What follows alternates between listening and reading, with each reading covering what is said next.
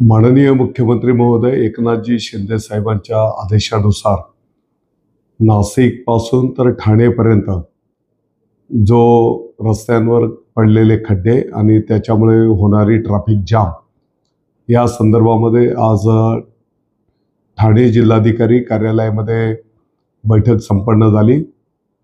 या बैठकीला MSRDCचे सर्व अधिकारी, त्याच्यासोबतच नॅशनल हायवेचे सर्व अधिकारी, PWD बांधकाम विभागाचे अधिकारी, पोलीस प्रशासन, RTO, ट्रॅफिक आणि इतरही सर्व संबंधित अधिकारी या बैठकीला उपस्थित होते। या बैठकीमध्ये प्रामुख्याने जर आपण विचार केला तर MSRDCचा जो भाग आहे वडपे पासून तर ठाणेपर्यंत 23 किलोमीटर आणि नाशिक पासून तर वडपेपर्यंत नॅशनल हायवे 97 किलोमीटर, या दोन्ही रस्त्यांच्या संदर्भामध्ये सविस्तर चर्चा त्या ठिकाणी संपन्न झाली।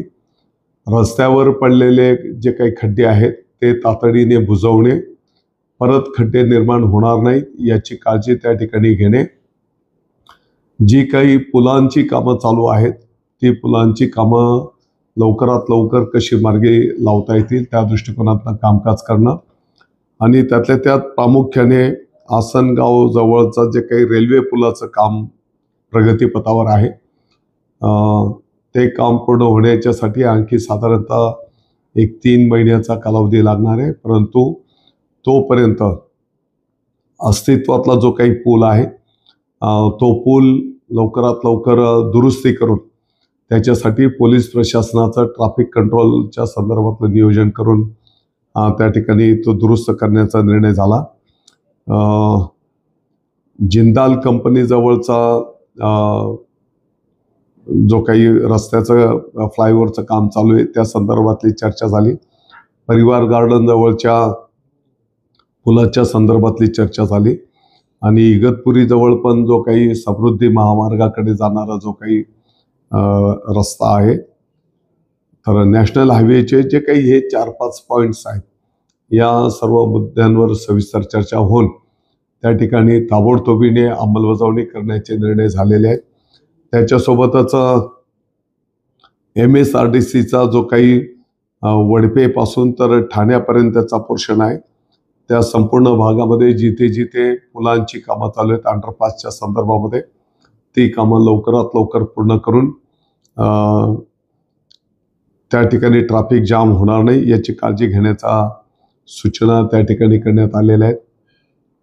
आणि सगळ्यात महत्त्वाचा विषय म्हणजे जी काही जड वाहनं आहेत त्या जड वाहनांच्या संदर्भामध्ये एक नोटिफिकेशन काढून त्यांना एक वेळेचं बंधन शहरामध्ये येणं आणि बाहेर जाणं आणि त्याची प्रभावी अंमलबजावणी करण्याचाही निर्णय त्या ठिकाणी संपन्न झालेला आहे। मला वाटतं की पोलिसांच्या मदतीला, ट्रॅफिक पोलिसांच्या मदतीला आता 170 पोलीस मित्र ठाणेपासून तर वडपेपर्यंत पोलिसांना सहकार्याच्यासाठी ऑलरेडी देण्यात आलेले आहेत। त्यांनी सुद्धा प्रभावी काम त्या ठिकाणी संपन्न केलं पाहिजे असंही सूचना करण्यात आलेली आहे। आणि त्यातल्या त्यात जे काही ट्रॅफिक जाममुळे लोकांना अडचण होते तर कोणती वाहनं कोणत्या लेनने चालली पाहिजे, जड वाहनं दुसऱ्या तिसऱ्या लेनमधनं चालली पाहिजे, जी काही लहान वाहनं आहेत त्याला पहिली लेन खुली ठेवणं आणि त्याची प्रभावी अंमलबजावणी करणं अशी सूचना आणि निर्णय आजच्या बैठकीमध्ये संपन्न झालेला आहे।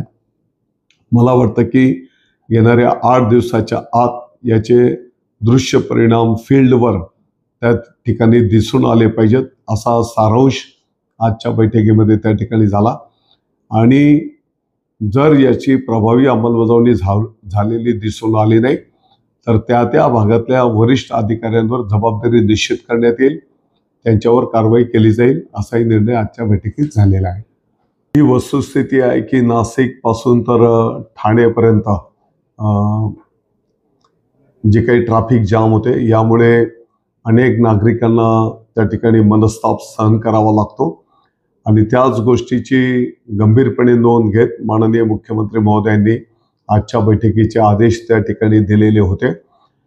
प्रशासनाच्या वतीने शासनाच्या वतीने पूर्ण शक्तीनिशी हा विलंब कसा टाळता येईल, प्रवाशांना त्रास कमीत कमी कसा होईल त्या दृष्टिकोनातून नियोजन करण्याचं निश्चित करण्यात आलेलं आहे.